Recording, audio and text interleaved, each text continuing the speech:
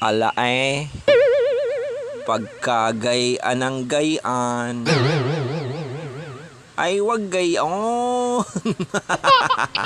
Yari ka na naman. Ginamit ko rin si Balmon na napakalupit. Ang build ko rito, tank build. Wow. Gamit tayo dito ng warrior boots.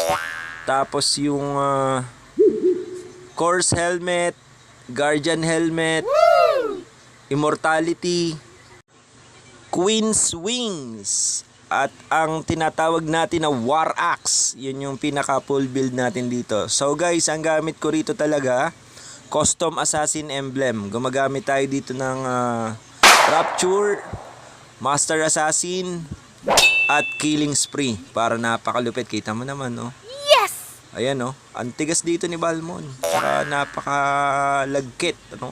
Pag dumikit sa kalaban, talagang napapaiyak na lang yung